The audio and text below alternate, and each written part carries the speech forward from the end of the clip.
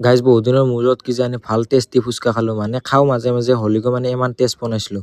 সেই guys hello' and welcome back to my another mini blog. আৰু guys এতিয়া time হৈছে প্ৰায় 4:30 মান আৰু ইয়াৰ ৰাতিপুৱা উঠাটোৱে মুস্কিল। কিবাকে উঠছোঁ আৰু উঠি কিনে ধুনীয়াকৈ মুখ হাতখিনি ধুই ল'লোঁ আৰু গাইজ এতিয়া ধুনীয়াকৈ ৰেডি হৈ গ'লোঁ ৰানিং কৰিব যাবৰ কাৰণে। আৰু আমাৰ গেংটো আহিব নাই না সেইকাৰণে মই ভাবিলোঁ অলপ টাইম এক্সাৰচাইজ কৰি লওঁ তাহাঁতে আহি পোৱা মানে।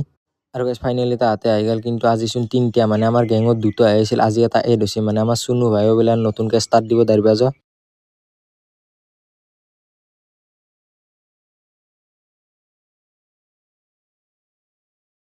কৈছে জোতাৰ লেচিংডালে কিন্তু মোক ডিষ্টাৰ্ব দিছে আৰু মানে 2 মিনিটমান দৌৰাৰ পিছতে ওলাই গৈছে। আৰু গাইজ এতিয়া পুৰা ভাগাৰ লাগছে, অলপমান এক্সাৰচাইজ কৰি লওঁ।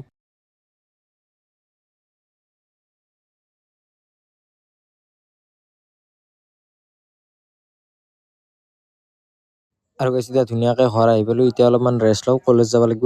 আৰু গাইজ এতিয়া ধুনীয়াকৈ গা পা ধুইলোঁ, মানে এতিয়া কলেজ যাবৰ টাইম হৈছে। আৰু আজি কলেজত মোৰ ফৰ্ম ফিল আপ আছে, সেইকাৰণে আজি যাব লাগিব। মানে আজি নাযাওঁ বুলি ভাবিছিলোঁ, কিন্তু ফৰ্ম ফিল আপটো কৰিব লাগিব না, পৰীক্ষা আছে, সেইকাৰণে আজি যাব লাগিব। আৰু গাইজ এতিয়া ধুনীয়াকৈ কলেজ যাবৰ কাৰণে ঘৰৰ পৰা ওলাই আহিলোঁ।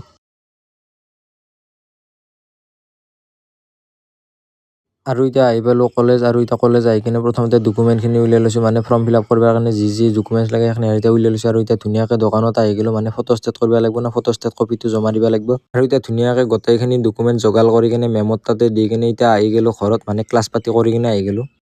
আৰু গাইজ আহি থাকোঁতে আমি মানে হঠাতে ফুচকাৰ বেপাৰী দেখা পালোঁ, আৰু বহুত দিন ফুচকাও খোৱা নাছিলোঁ, সেইকাৰণে আমাৰ চাহজান ভাই কৈছে যে ফুচকা খাই যাওঁ দে। আৰু এতিয়া ধুনীয়াকৈ ফুচকা খাবৰ কাৰণে ৰখিলোঁ। আৰু গাইজ বহুত দিনৰ মূৰত কিজানি ভাল টেষ্টি ফুচকা খালোঁ, মানে সঁচাকৈ ভাল লাগিছে জেনুইনলি।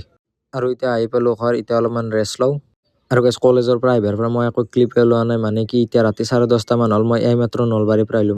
মানে আমাৰ দাদা এটাৰ কিবা এক্সিডেণ্ট হৈছিল, তাকে খবৰ ল'ব গৈছিলোঁ, সেইকাৰণে একো ক্লিপে লোৱা নাই। That's for today guys.